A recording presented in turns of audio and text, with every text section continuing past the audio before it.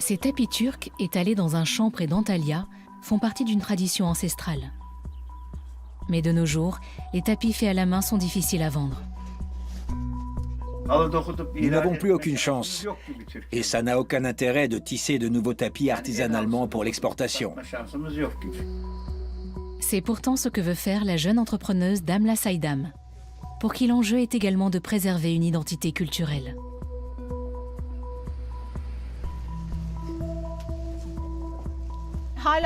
Tant qu'il existe encore des tisserandes, on ne peut pas dire que c'est fini.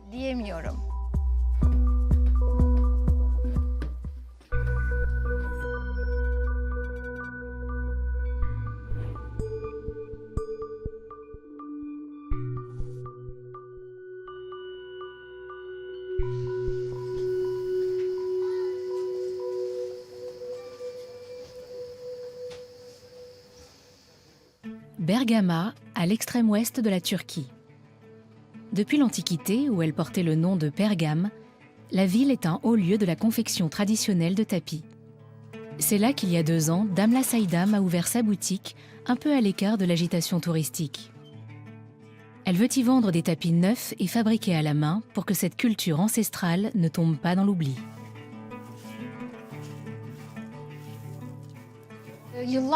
Les tapis me fascinent depuis des années. Le tissage est un art dont l'histoire est millénaire, mais qui est en voie de disparition. Très peu de gens exercent encore ce métier.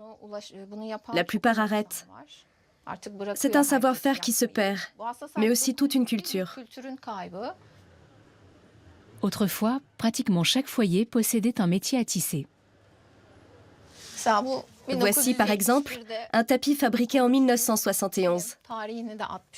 Nous achetons ces tapis aux villageois, nous les sortons de leurs coffres et les revendons à des personnes prêtes à payer un prix équitable. Mais si on ne perpétue pas cet art, il n'y en aura bientôt plus aucun exemplaire. J'aimerais donc préserver cette tradition. Pour que ces tapis ne soient pas les derniers du genre, il faut continuer à en tisser. Damla veut proposer des produits neufs en matière naturelle et fabriqués artisanalement.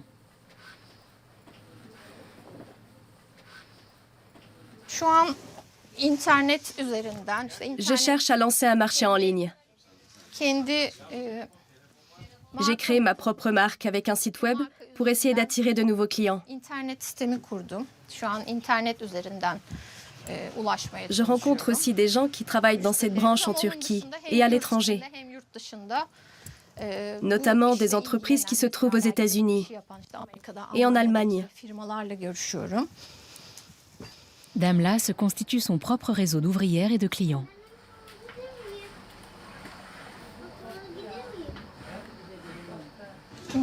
Voilà mon site internet.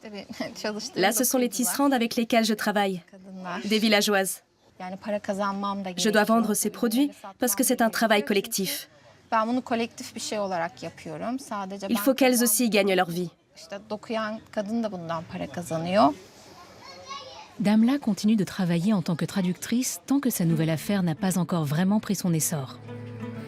Mais elle place de grands espoirs dans sa jeune entreprise.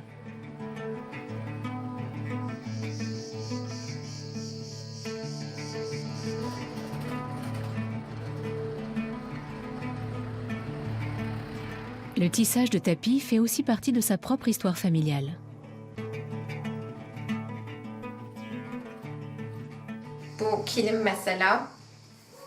Voici par exemple un tapis tissé par mon arrière-grand-mère.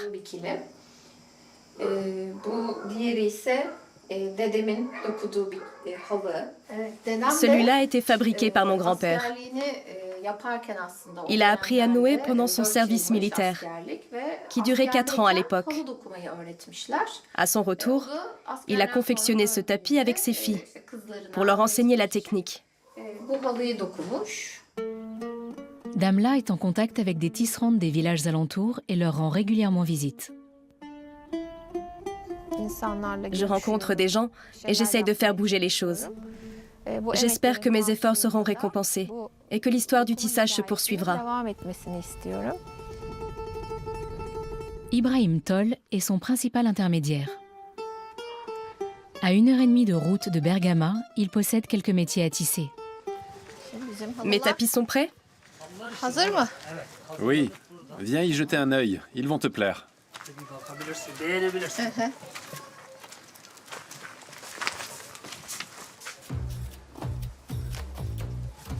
Damla a commandé de nouveaux modèles, certains avec des motifs actuels qu'elle a elle-même spécifiés.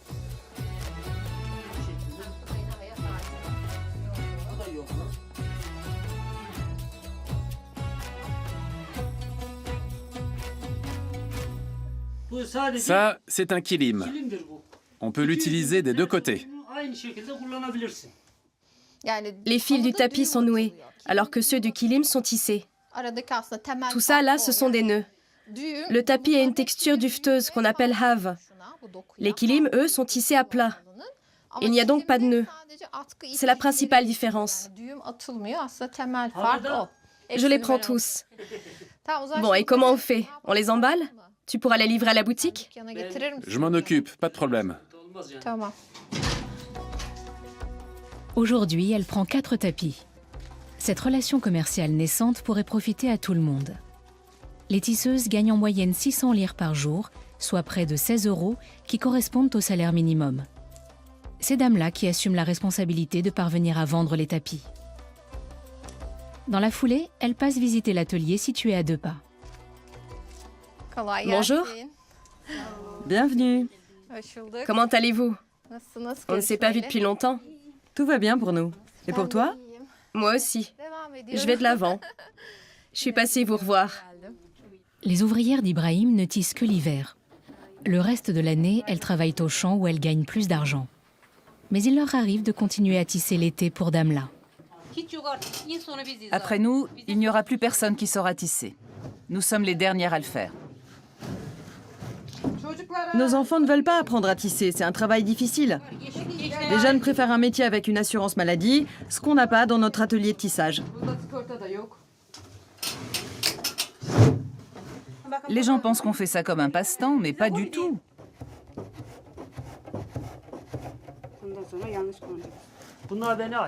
Tout ça m'appartient.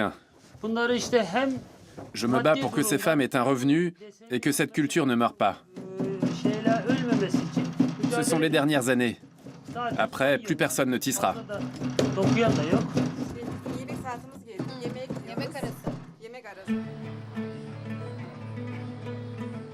Istanbul, la plaque tournante du commerce en Turquie. Dans la vieille ville, le Grand Bazar compte plus de 3000 boutiques. Jusqu'à aujourd'hui, c'est le cœur du négoce stambouliote de tapis. Damla espère y trouver des renseignements pour affiner la stratégie de sa propre entreprise. Les prix débutent à 200 $ pour un tapis de prière tissé à la main et peuvent grimper jusqu'à plusieurs dizaines de milliers de dollars pour un grand tapis en soie fait main. Ici, on trouve de tout. Damla rejoint une amie avec laquelle elle veut rencontrer des professionnels du secteur. Cette boutique est dans la famille d'Abdullah Vehbi depuis 5 générations. Aujourd'hui, la plupart de ces tapis sont un fardeau. Avant, on participait à des foires sans aucune subvention, sur nos propres deniers. Jusque dans les années 1990, on exportait partout. Et puis la Chine et l'Inde ont débarqué sur le marché.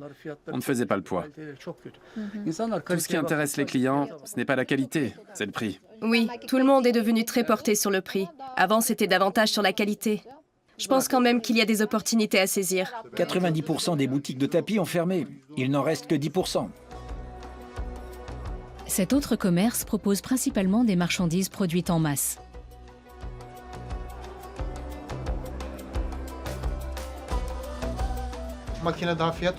Les tapis fabriqués à la machine sont meilleur marché et plus beaux. Leur multiplication conduit au recul des tapis tissés à la main et au bout du compte, à la disparition de cet artisanat. Les professionnels font facilement la différence entre un produit fait à la machine ou à la main. Quand vous retournez le tapis, vous ne trouvez aucun nœud ici, ce qui n'est pas le cas sur un tapis manufacturé. Damla tombe sur un tapis en soie. Il faut combien de temps pour tisser ça à la main? Ça dépend de la tisserande. mais en moyenne entre 2 et 3 ans. Celui-ci coûte 4 000 $.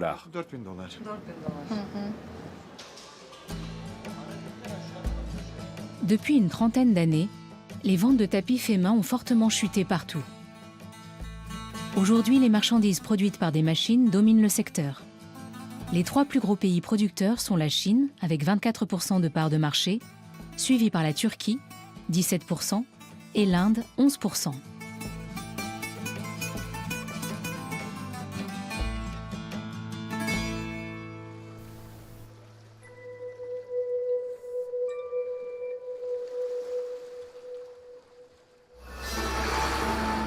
Barry et Ercan fabriquent des tapis depuis son enfance.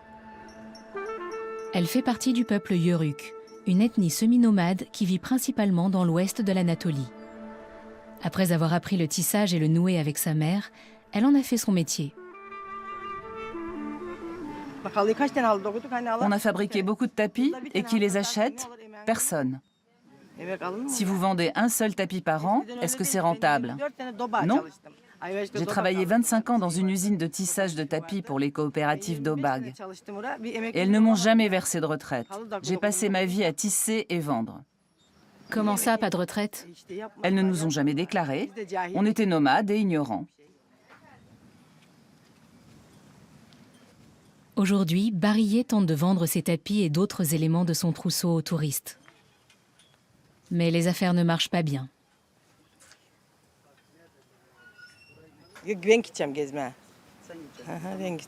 Je passe mes journées à marcher. Et pour même pas 1000 lire par jour. Soit environ 26 €.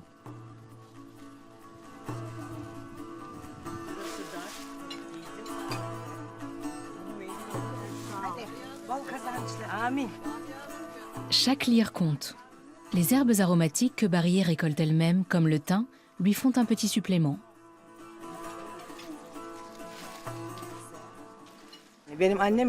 Quand ma mère s'est mariée, elle vivait dans une tente en poil de chèvre.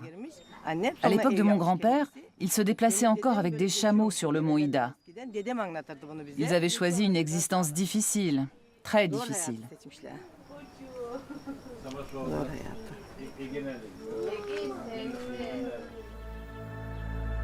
Barry vit à Chamkalabak, un village situé dans les montagnes de l'arrière-pays. Chaque soir, elle rentre des plages touristiques de Sivridge et Koyou jusqu'ici, parfois en stop, parfois à pied. Les habitants vivent de l'élevage de bétail et de la culture de légumes.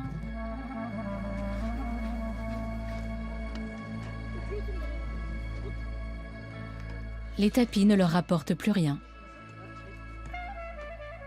Je fabrique des tapis depuis mes 7 ans.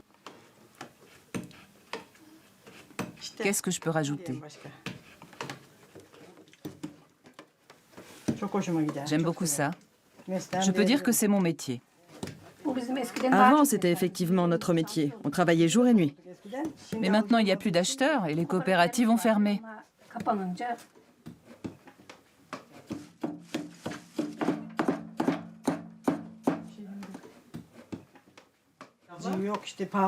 C'est trop cher pour les gens. Les machines ont fait leur apparition et les tapis qu'elles fabriquent sont meilleurs marché. Voilà tout. Ce que nous faisons là demande beaucoup de travail. À la maison, on a aussi des tapis faits à la machine. On n'en tisse que pour les vendre. On ne les met jamais chez nous. C'est pareil avec la dot. La mariée la revend par la suite, par exemple pour pouvoir acheter un bout de terre ou une voiture. Ces femmes sont les dernières tisserandes manuelles de tapis.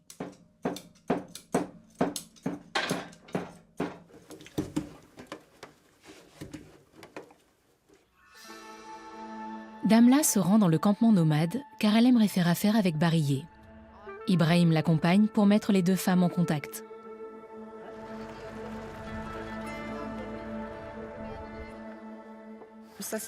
Vos tapis sont très beaux et précieux. Mais comme nous le savons tous, on en fabrique de moins en moins. Qu'est-ce qu'on peut faire ensemble pour y remédier? En tisser de nouveau? Je pourrais évidemment le faire, mais le problème, c'est de les vendre ensuite. Cet hiver, j'en ai tissé un, et il est toujours là. Maintenant, je vends des vêtements et je vis de ça. Qu'est-ce que je peux faire d'autre? Personne ne veut acheter de tapis. Damla va lui en prendre quelques-uns pour sa boutique. Le soir, Damla et Ibrahim sont invités à un mariage dans le village. Une grande fête au cours de laquelle les tapis jouent un rôle important. En règle générale, les habitants restent entre eux.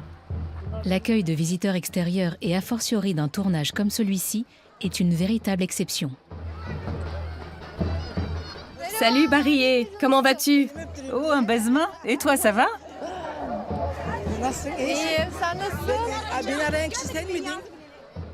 Damla se ferait un chemin au milieu des festivités pour rejoindre les mariés.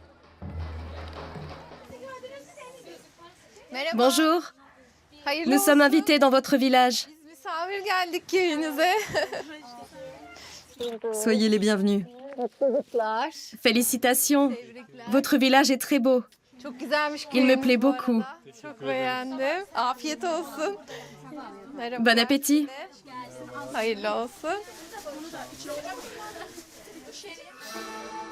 L'intégralité de la dot, composée de tapis, étoffes et vêtements faits main, est entreposée dans cette pièce pour susciter l'admiration et les félicitations des invités.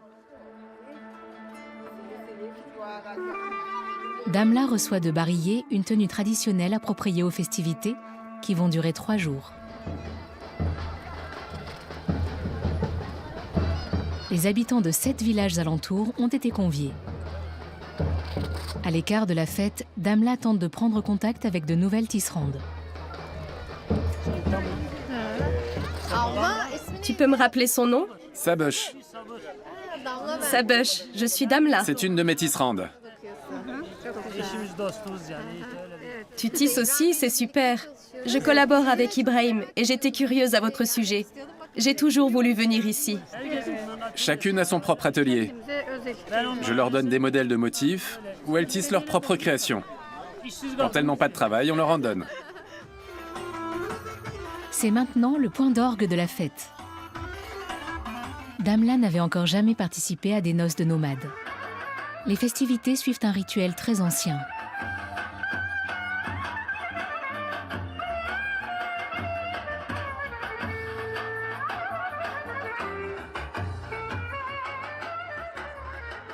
Le lendemain a lieu l'exposition de la dot.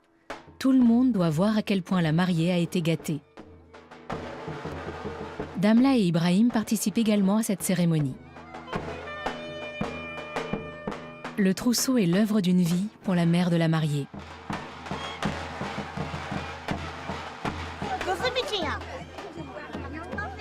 C'est moi qui ai fait tout ça pour ma fille.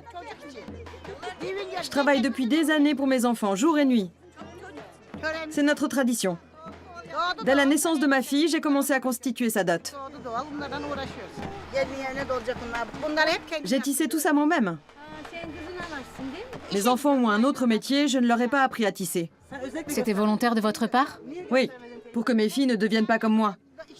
Il ne faut pas qu'elles prennent cette habitude et qu'elles passent toute leur vie à tisser, à se sacrifier comme nous l'avons fait.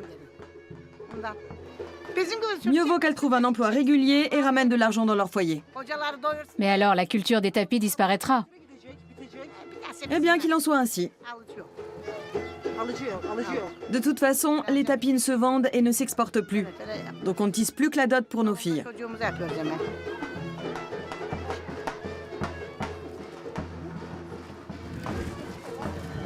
Dernière étape de la fête, le transport de la dot, dont la valeur est plus culturelle que monétaire.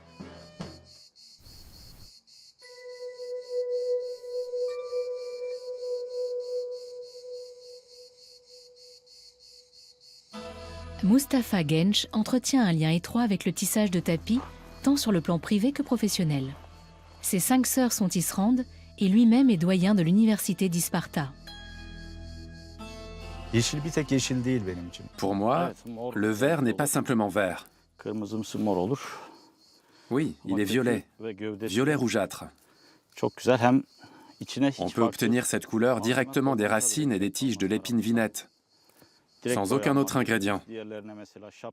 Pour d'autres, on ajoute des sels minéraux, comme l'alun. On peut aussi obtenir directement cette couleur à partir de coques de noix, sans aucun additif. Le jaune apparaît tout de suite. Vous voyez, même ici.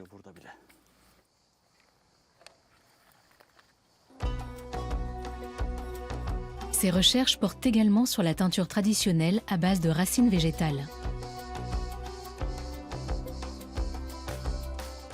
Il supervise différentes initiatives pratiques.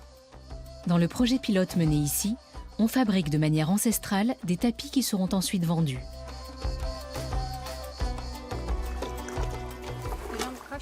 Vous en voulez combien? Une pelote suffira. D'accord. Zeynep Koçak enseigne le tissage. Cet atelier d'un établissement de formation est subventionné par l'État. Aujourd'hui, Mustapha montre à Zeynep et aux autres participantes comment teindre de la laine à partir de colorants exclusivement végétaux. Une manière pour lui de perpétuer la transmission de ce savoir-faire.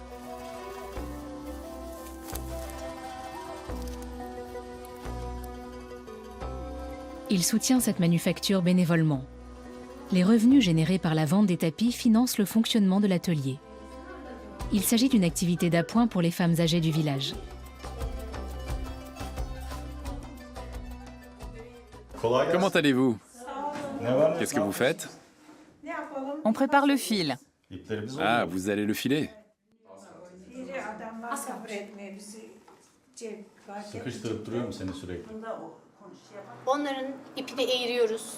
Ça consiste à torsader les fibres de laine.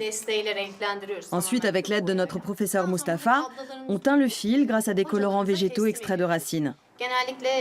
Puis les femmes tissent la laine. Et pour finir, on envoie les tapis à nos clients. En général, le choix du fil, qui peut être fin ou épais, dépend du produit à fabriquer.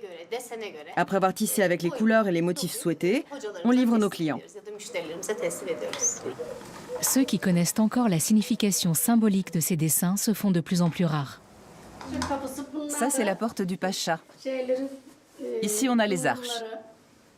Je suppose que c'est de là que vient son appellation. Et que signifient ces motifs? Ils doivent avoir un nom. On appelle ces losanges les 60 pensées, 70 idées. Ces formes représentent les 8 portes du paradis. Et devant chacune d'elles se trouve un dragon. Ces derniers symbolisent ce qu'il y a de mauvais en chaque être humain. Quand on dépasse la jalousie, la haine et la colère, on accède au paradis par chacune de ces portes. On entre au paradis par chacune d'elles. C'est ça. Autrefois, ce motif était très répandu.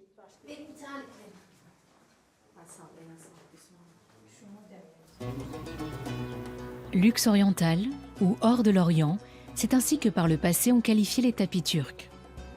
Une époque désormais révolue, comme on peut le constater à Antalya, chez l'un des plus gros commerçants du secteur. Damla et Mustapha décident de lui rendre visite.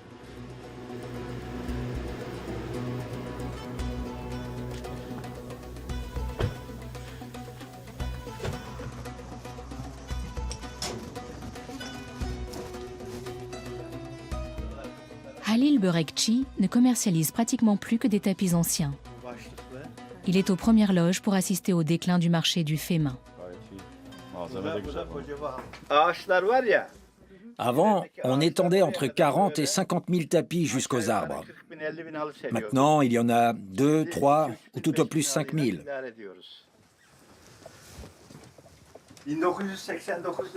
En 1989, j'étais le 3e exportateur de tapis en Turquie. J'ai reçu un certificat de reconnaissance et une médaille. Là, c'est le jour de la remise. J'ai fait des études de pharmacie. J'avais un bon métier. Et puis en 1969-70, je me suis lancé dans le commerce en gros de tapis. C'était plus prestigieux que la pharmacie. J'ai pu faire de bonnes affaires et exporter pas mal. À l'âge d'or des tapis faits main, en 1982, la Turquie exportait pour 214 millions de dollars de tapis. Puis les ventes ont dégringolé jusqu'à 31 millions de dollars en 2020. Aujourd'hui, le marché repart légèrement à la hausse avec 62 millions en 2022. Des chiffres qui encouragent Damla.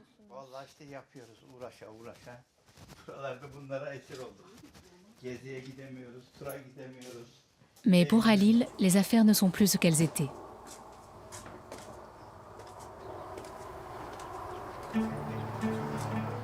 Il vend 90% de sa marchandise aux États-Unis et reste l'un des plus gros exportateurs de tapis anciens.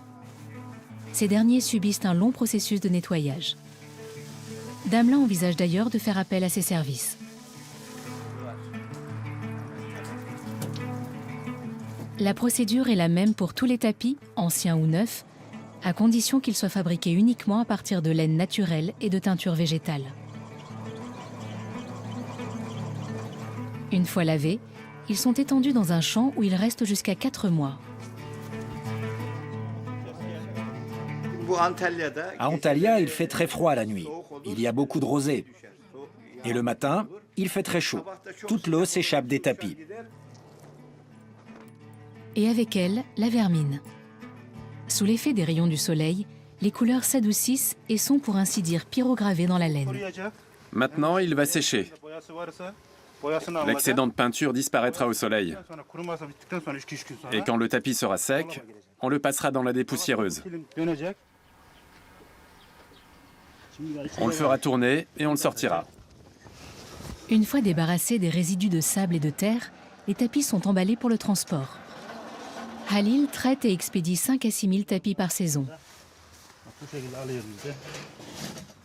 Il estime que ce commerce ne peut fonctionner qu'avec des tapis de seconde main. Nous n'avons plus aucune chance. Et ça n'a aucun intérêt de tisser de nouveaux tapis artisanalement pour l'exportation. Je déconseille à Damla d'aller dans cette direction. Si elle se lance dans une nouvelle production, comme elle dit vouloir le faire, elle aura beaucoup de mal à gagner de l'argent. Alors que si elle vend des tapis anciens, ça peut être rentable. Mais comment faire pour perpétuer la tradition si ces tapis viennent à disparaître? Pour perpétuer la tradition, je n'en sais rien. En fait, l'idée de Damla n'est pas d'exporter à grande échelle.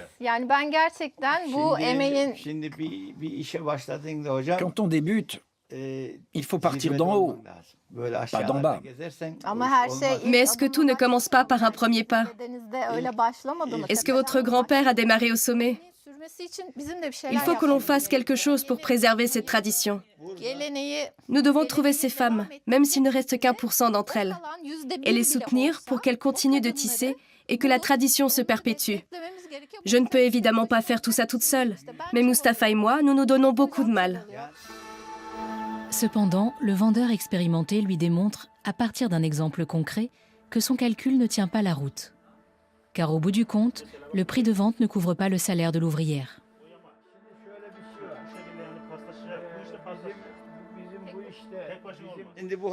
Pour confectionner ce tapis, la tisserande a besoin d'1 mois et demi. Oui. Pour cela, il te faut 6 kilos de laine. Cette laine et la teinture végétale coûtent $100. Pour 1 mois et demi de travail, tu rémunères la tisserande $450, ce qui donne un total de $550. Ali, ça fait combien en lire? 18 000 ou 20 000 lire? Donne-moi 10 000 pour celui-ci et tu peux l'emporter sur le champ. Le tien, tu devras d'abord le faire tisser et il te coûtera le double. Mais ce n'est pas une question de coût ou de gain. On ne perd pas espoir. Même si on ne parvient à convaincre et former qu'une seule personne, je soutiendrai Damla jusqu'au bout. Nous perpétuerons cette tradition. Inch'Allah. Croisons les doigts. Damla ne se laisse pas décourager. Au cours de son voyage, elle a noué de précieux contacts et elle reste déterminée à contribuer à la préservation de la culture des tapis turcs.